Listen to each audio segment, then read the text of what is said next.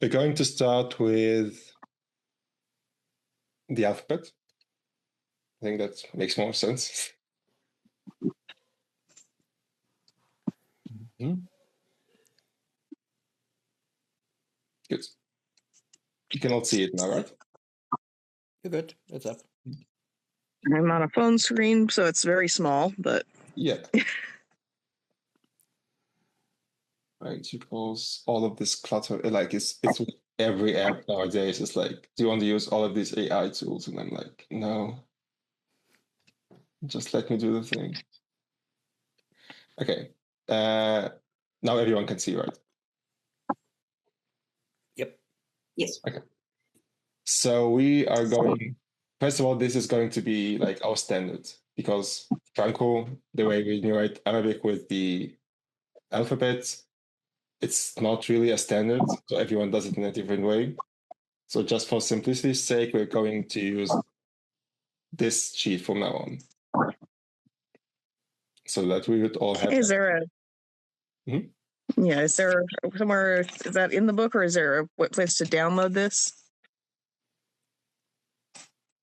Nochmal, one more time. Good. Is this chart actually in the book or is there a place to download it? I tend to do better with having a visual reference that I can keep with me to look back at. Yeah, it's on the Discord server. You'll find a link to the Google Drive. So everything I'm going to do from now on is going to be uploaded to the Google Drive. So you can always have everything you're going to see on screen here. I just pasted it in the Zoom chat if you want it. Yeah, awesome. I'm not really a fan of how the book is doing this, but it's also a bit old. So before the smartphones came around, so I can understand it. But this is as close to what we're doing now as possible.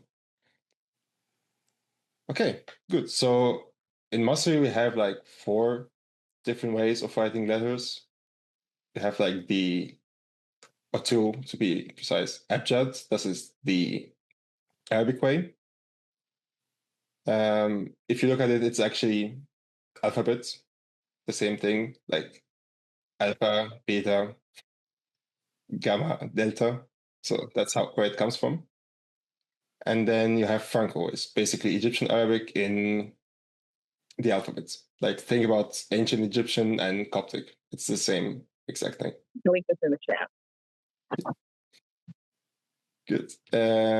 If you already speak ancient Egyptian, you probably know some of these letters. They won't be that different or alien to you. So our first letter is Alif. That's usually a vowel. Like it's if it's at the beginning of a word, it's pronounced but if it's in the middle, for example, or at the end, it's a normal vowel. Like you will see it later, like Bab. Between the B and the B, you have an A. That would be an Alif. Then you have B. That's normal B. T is a T. Then you have a Th. That's normal TH, like in English. But when you speak Masri, you can just ignore it because Egyptians have proven for the millennia that they are biologically incapable of pronouncing the Th. So we're going to stick to T now. Then you have Gim, that's a very normal G sound. In standard Arabic, that's actually a normal J, but Egyptians have turned that back into a G. In South Egypt, I think Bashanti can also attest to that, you pronounce it as a J. So if you find an Egyptian saying J, then he's from the south. If it's G, then they are from the north. Then you have one of the first tricky sounds. It's the ha.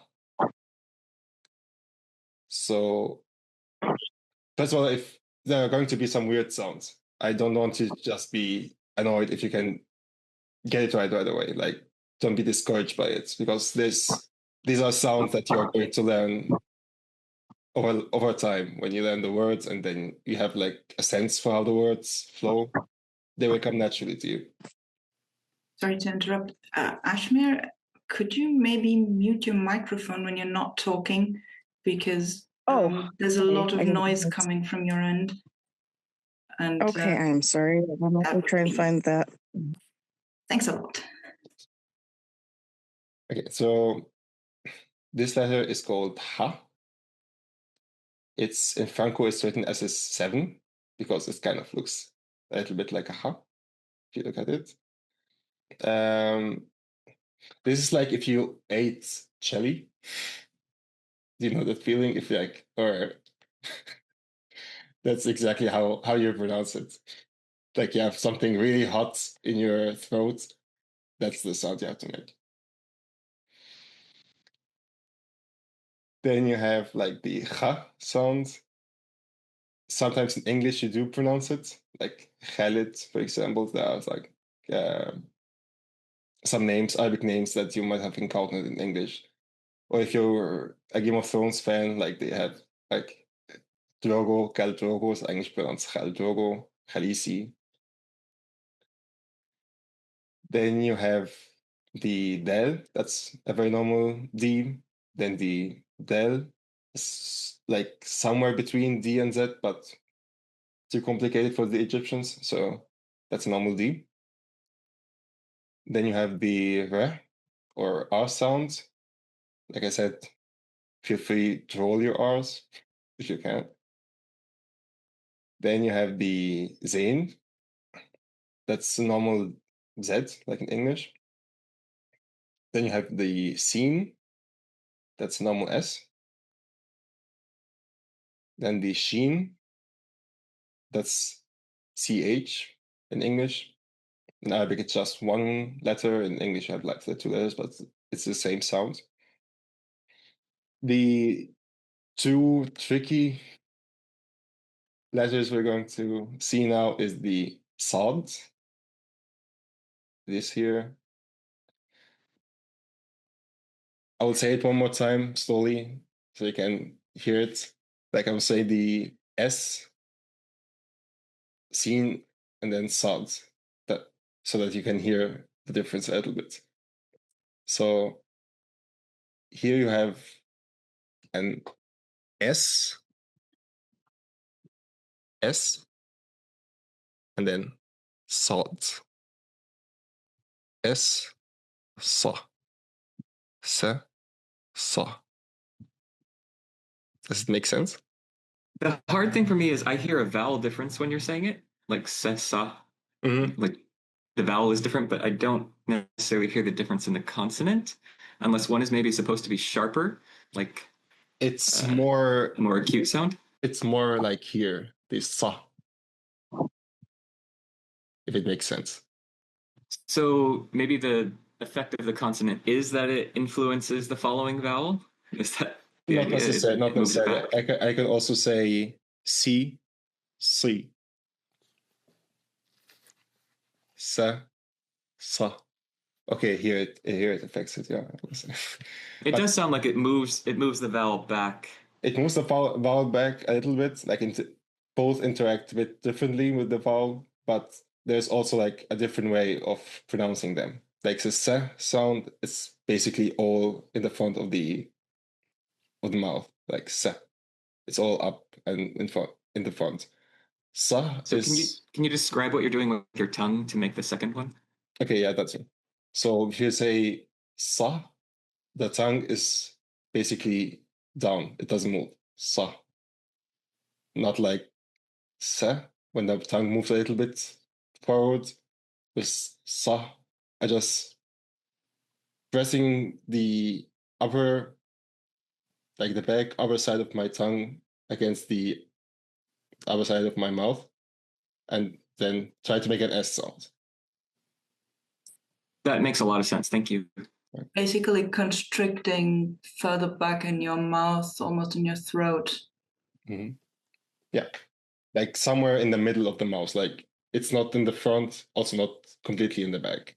Like it's really like the best place you can feel it is like here, down here. It's like a very grounded, echoey S. But like I said, like don't try to focus too much on it because these are sounds you'll start to listen in the words. Like you will notice that, okay, this word doesn't really sound right.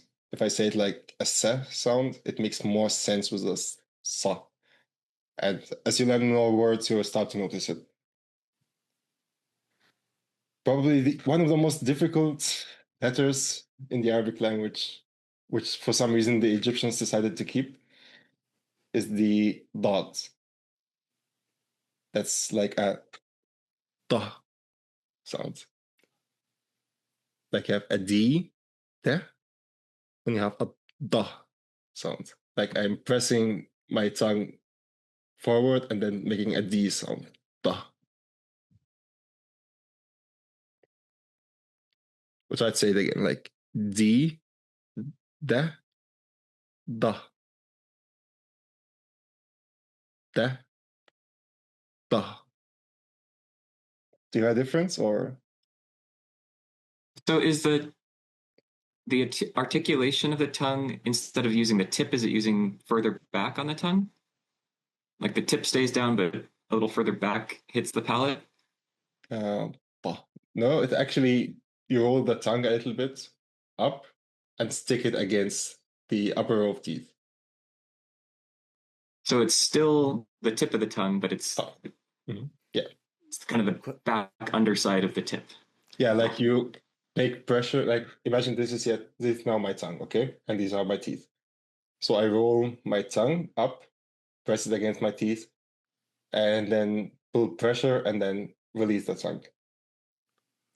Does it go past the ridge of the teeth onto the palate, or is it just the teeth? Just the teeth. Like you move it and then you hit like the lower row of your teeth. So it basically moves like this. From the sound. Thank you. That's a great explanation. Oh, sorry. Oh, sorry. No, E.T., go ahead. Sounded a bit like you were again doing something with the back of your tongue as well. No, it's really just my tongue. Really, in the everything is happening in the front. Okay, so the back of the tongue really doesn't make a difference between the and the. Mm-hmm. Yep. Okay, sounded a bit like it. I'm a bit surprised by that too, because I've always heard the emphatic consonants described as the back of your tongue retracting against the upper part of the mouth. So basically the dorsum, the back of your palate, which gives you that kind of sound. If you make it like da, automatically the vowel sounds darker, sounds a bit lower, between da and da. If you make the back of the tongue curve a little bit more. But I don't know what it should feel like. I'm just going off phonetic descriptions. No, that was the case with the sa sound, because like you're moving everything a bit back. Mm-hmm. Da is a bit different because you're basically vibrating your vocal cords and then blocking everything with your tongue. That's probably why it sounds a bit deeper, because it resonates in the mouth a little bit and then moves with the tongue when you release it. This is actually a letter that no one knows for sure how it's originally was pronounced. Like all the way back to like when Muhammad was alive or shortly after his death, they had tons of debates how they should pronounce it. And to this day, we don't fully know. Like some say it's a bit between a D and a da, like da. You hear Moroccans also pronounce it like this. So it's kind of a do your best type of letter. Okay, so to make this a little bit more complicated, we have like another D adjacent letter. That's the ta. So you have D, da, tad, da, und ta. Is this just a difference of aspiration? Yeah, a little bit. Like you can see it this way. Ta is it kind of like it's kind of like a softer dot. Like you still do the same thing, like it's da. I'm still rolling my tongue up, but I'm not building as much pressure. Like as soon as the air hits my tongue, I release it.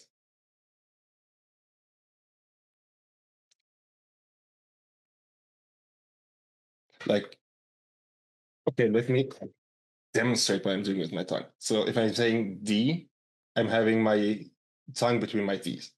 Da. If I'm saying dod, I am rolling my tongue against the first row of my teeth, like the upper row of my teeth. I'm building pressure, but and then once enough pressure has been built, then I release my tongue and it kind of hits the lower row of teeth. If I'm saying da, like it's da, I'm doing the same thing, but as soon as I feel like pressure is about to build, I release it. So I don't have like this resonance that you get with the dot. There are actually a lot of like pictures online that I will probably upload to the Google Drive, also send them in the Discord server. Like you have like illustrations of what the tongue is doing inside the mouth. I think this might help as well. And this is the last one. Like this is the last tricky one. This is the zot. This is pronounced like za. It's a z sound, but it's more like it goes back in the throat a little bit. So it's have like za and va. Like you put your tongue a little bit between your teeth, like as if you were trying to bite it. And like basically these are my two teeth, okay? I'm basically pushing, I'm curling my tongue a little bit down and pushing it against my teeth. The. Am I making sense? It almost sounds more like a th the to me, rather than a z. That's one of the problems of teaching new sounds, because I've noticed this with Aurelia as well, and that's the problem. If the sound is completely new, you kind of don't hear the difference. And when you hear it enough times, then you start to notice, okay, now I hear it. But I think like the illustrations are going to help as well, because I can't really show what I'm doing inside my mouth. So this might also help. Okay. One letter you probably know from ancient Egyptian, the Ain. It's a tricky one, but it's actually quite easy. Like it's you know, if you like trying to brush your teeth and then you put some water in your mouth and do like and then spit it out. Like you have some water here in the back, but you don't let it slide in, like gurgling a little bit. That's almost the same. That's exactly the part of the throat where you're playing with this sound.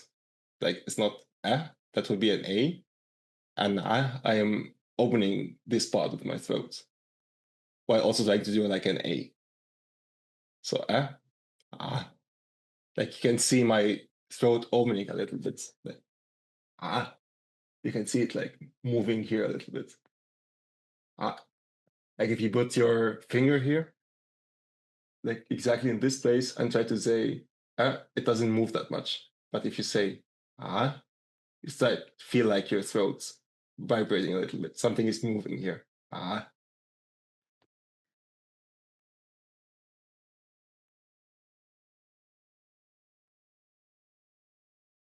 it feels a little bit like you're choking or something.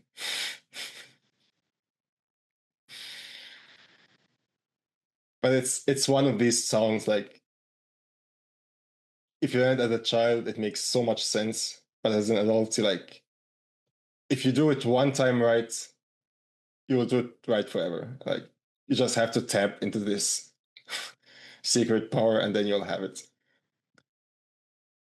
Okay, so you have the rain. That's like the French R, basically. Like same way the French pronounce the R. It's r. So for that, I had to. For me, that sound, it's like where you pronounce a G up on the upper palate, and you let the air vibrate through. Like is that where you're articulating it? You're using the back of the tongue on the top of the mouth. Yeah, like in the back. Yeah, that's exactly. Yeah, then we have the cough. That's like a more stronger K, more or less, like it's a ka sound. 90% of the time you can just ignore it because it's going to be like an sound. There are some cases, like I wrote about it in the Discord server before, like if you have another word that sounds similar and there's going to be confusion, then we leave the cough. If not, then it's actually always an sound. Kaf is a normal K. Excuse me, is that a Masri thing that it's a glottal stop instead of a K? Yeah. Okay. Then you have Lawrence. I was just going to say that Cairo is one of those few exceptions to the rule. Mm-hmm. In the north, in general, as far as I know, like in Alexandria, for example, they will also do a glottal stop. So Cairo is actually like, it doesn't look like it, but it's still a North Egyptian dialect. It's just influenced by many other things, but like at its base, it's just like any other northern dialect. It just has shorter vowels. Are you saying that you don't have the exception there? That you would drop the k in Cairo? In Cairo, I thought it said that one is where it's actually preserved. No, in Cairo it's dropped. The ka. You mean the ka, right? It is dropped. Oh, interesting. In Cairo it is dropped. In the south, it's where it's a little bit more preserved. I think Lawrence may have meant the word Cairo. Is that? Yeah, the Arabic word for Cairo. Oh, I thought you meant the letter ka. No, sorry. Yeah, I'm saying you mentioned that there's a few words where even though it's normally dropped and becomes just the it's actually preserved in that one prominent example from our viewpoint, being outside of Egypt. Yeah, Cairo. That would be like a word where it's never dropped. Nowhere in Egypt they drop it.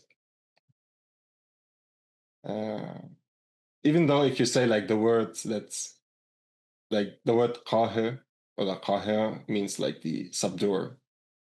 But if you use the word qahir, so to subdue someone, you would actually drop the qah and revert it back to an like I would say aha. So it's preserved only if you like use like with Cairo. Good. The kaf is just normal K, lam is an L, meme is an M, noon is an N. You can remember these two meme, like internet meme, noon, like the ancient noon.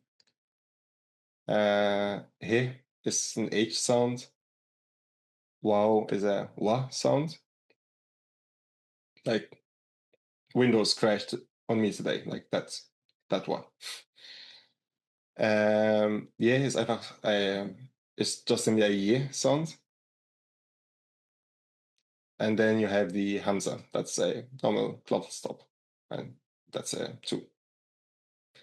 So if I mean the Aleph as in, like when I write it in Franco now, if I'm using the Aleph as the vowel, I write an A. If I mean it like as a glottal stop, I will write a 2.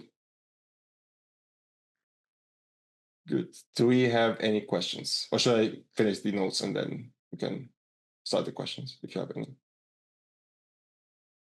Okay. So these are just some rules so we can all be on the same page while we are doing the course. So emphatic letters are going to be always capitalized. Everything else is going to be in lowercase, just to make them clear that that's an emphatic sound. Like the words, like letter da is going to be capitalized, and then the other two is going to be in lowercase. So you have the word not. So not, he jumped. If we have a double consonant, we're going to separate them with a dash. So like Mohammed. So you can know here that there's a double consonant. Because sometimes it's not really written in Franco or in Arabic. Like if I write Muhammad, I'm going to remove one M. I'll just write one. But for the purposes of this course, it's better to just represent it. Another example when we have yet both notes is the word batta, tak. So here I'm going to write the emphatic in capital letters and then the dash, just to say, okay, we have an emphatic letter and it's going to be doubled. Everything else is going to be in lowercase, like I said. And the characters that I highlighted here in red, when you read the table later, you can just ignore them. Like read the notes, it explains how they're going to be used. Yes. So, questions? You said that in Arabic the double letters are commonly dropped. So in normal speech, where I presume when you just said these words, you were overpronouncing them a little. In normal speech, can I actually hear that there's a double consonant? Yeah, no, I meant in the script. Like yes, right. But if it's not written, then can I hear that there should have been a double consonant? Yeah, you can. Okay. Because in Arabic there's actually a diacritic, like it looks like a 3 on its side. And when you see that in Arabic, that means that's a double consonant. So instead of writing the same letter twice, there's actually a diacritic for it. Like a sign, that's it. I think the background there may be that Franco is really meant for texting, right? So it has all the characteristics of text speech. So be very brief, not 100% standardized, and native speakers will just know how to fill in the blanks. Yeah. So I think that's one of the side effects of the Franco transcription. Yeah. Okay, good. Any questions? Or if I may fill in, I think a lot of it will become clearer when we do some examples. yeah. Those, for example, those emphatics are confusing. Some of the H sounds are definitely confusing to the newcomer. They're still confusing to me. Yeah. But I think with more examples, it will become clearer. Exactly. But I would ask you though, I mean, let us know when the pronunciation is that bad that a native speaker would be confused. I think there's a big difference between having an accent, and I mean, I'm not going to fool anybody into thinking that I'm Egyptian, but there's a difference between having an accent and being like basically incomprehensible. Yeah. There's a line, if you understand what I mean, like this. Okay, you're still learning. I don't want to be like the annoying teacher who's like always, no, you're wrong. But there's also like,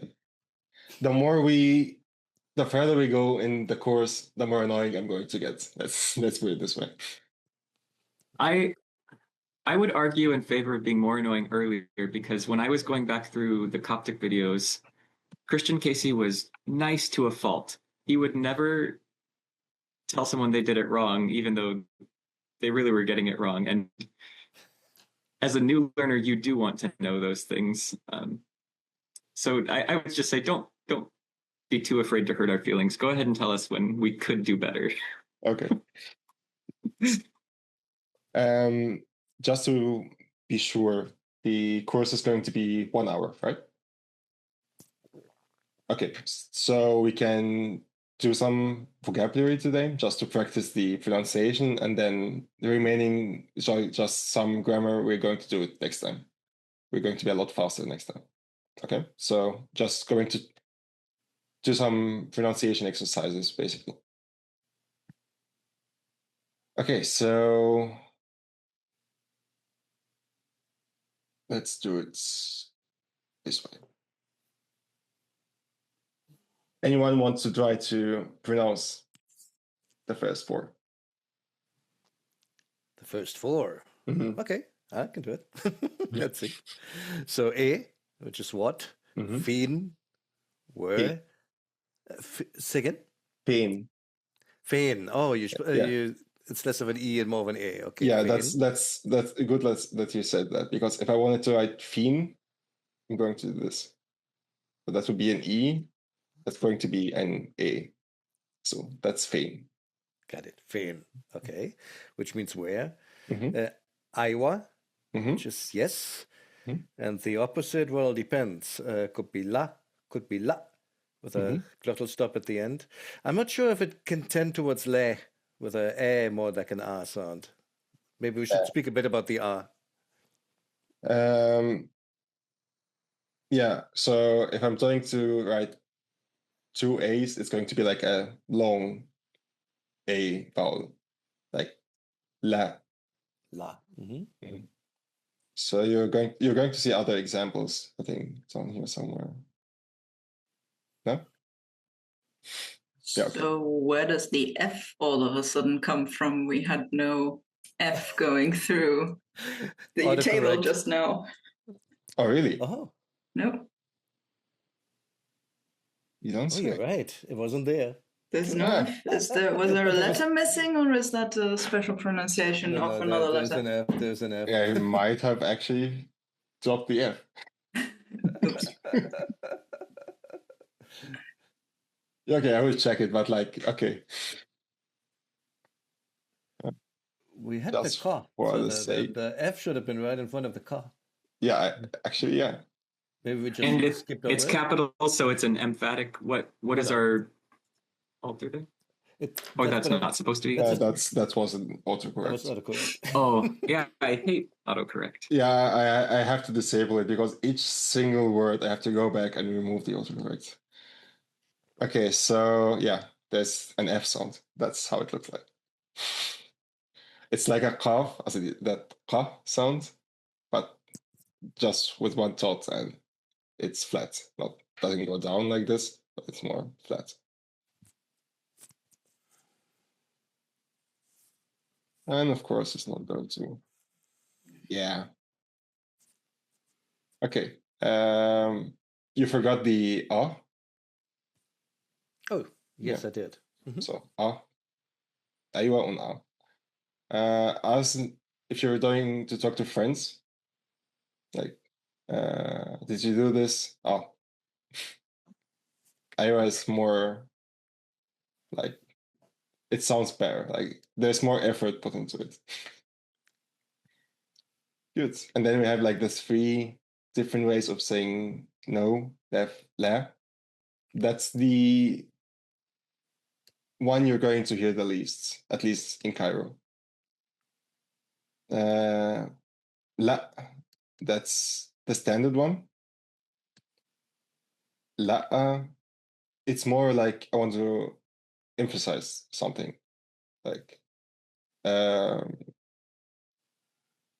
you eaten something today? La. Do you want to go to the gym? La.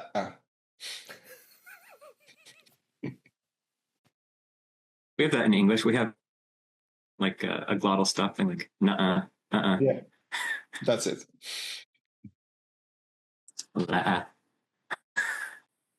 Good. Who wants to take the next couple of words? Okay, I'll try. Mm-hmm. So, ben. Mm-hmm. Oh, okay. Ben. Mm-hmm. Da. Mm-hmm. Di. Mm-hmm. Now, henna. Henna. Henak. Good. And that's between, there's no difference between this and that. It's the same. The only difference is in gender. Like you have da is this or that masculine, and then di is feminine. You have henna is here, and then hinak is there. You can remember it that the one with more letters is a bit further away. Okay, now we have the more difficult ones. Someone wants to try? I can try. Mm-hmm. Fi. Mm-hmm. Aware. Mm-hmm. Hey, so Haywar. that one's water, like haywar. Mm-hmm. Haywar. Mm-hmm. Ism. Ism. Oh, the M at the end, I don't know. It's almost, there's no more sound coming out. It's just a stop. That's kind of like when we have like a silent consonant at the end, like in the word lamb. Like there's a B at the end, but you don't pronounce it. It's just lamb.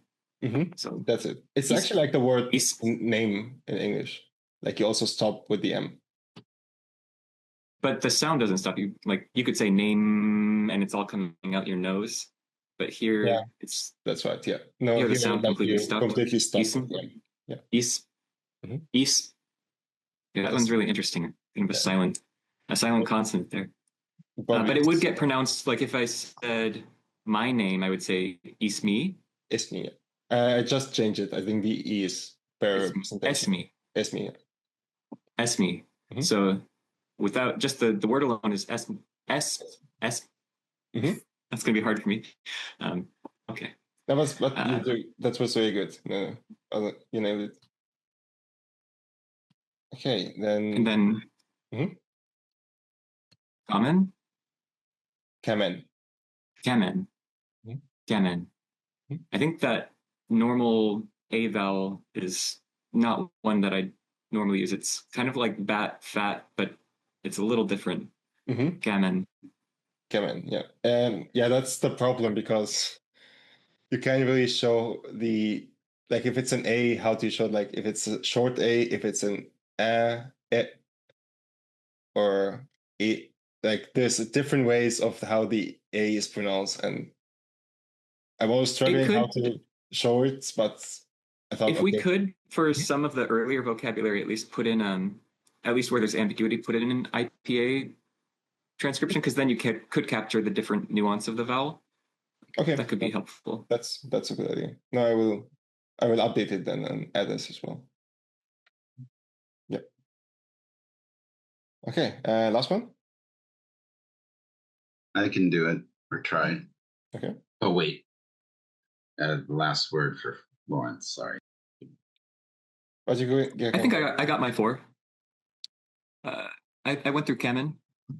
Okay. And then we can do this.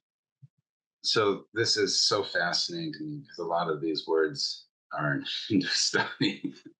So I'll probably pronounce it with the American pronunciation of Hindustani. It's fine. So is that Lakan? Lakan? Mm-hmm. Lakan, and Bus.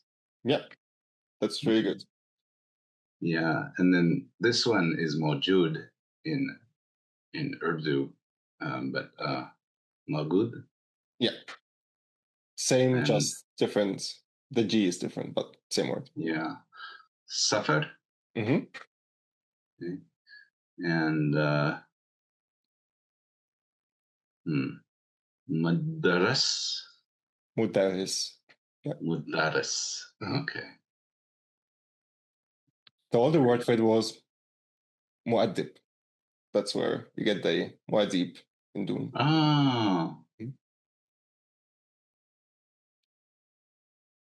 Okay, then the next 4. Someone else try? Yeah, I'll go. Mm-hmm. Muhandis. Mm-hmm. Eyelid. Mm-hmm. Eyelider. Mm-hmm. Min. Yeah, very good. Then the next 4. Yeah, I guess I'm up. Ged. Mm-hmm. Gedda. Mm-hmm. Sit. Mm-hmm. Ragel. Ragel. Ragel. Mm-hmm. Exactly. Okay. Any volunteers?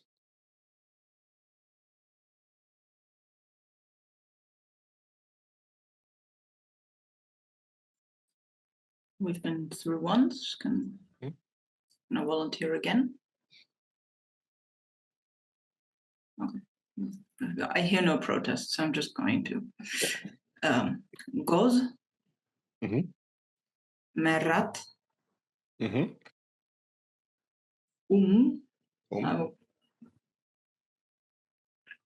Could you say it?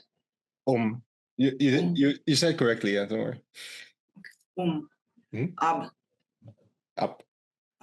Up, yeah. Okay,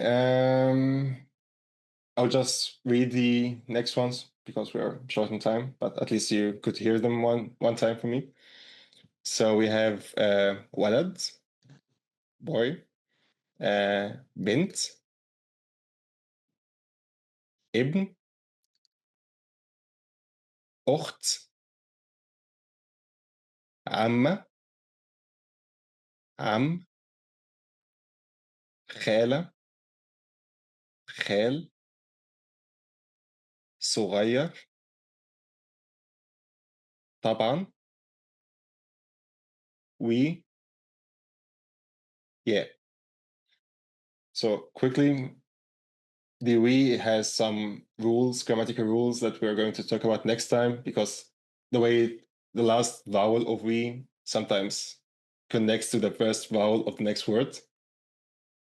Like, for example, if say ismi, my name, I won't say we ismi, so then wismi. They connect together. But we're going to talk this more detailed next time. Then there's the yeah. That's similar to how in English you say oh or Lord, for example. Like that's the same type of words, but in Arabic it's used way more often. Like if someone is far away or I want to emphasize that I'm calling someone, I would say like, yeah, Lawrence, or yeah, E.T. But if we're close or we already have established contact, then I will drop it and just use the name normally. Okay, good. With the time in mind, does anyone have any questions? I'm going to record this like you guys have asked for. Like that's something I'm going to do, and then I will add it to the folder in Google Drive. But any last questions before we end today's lesson?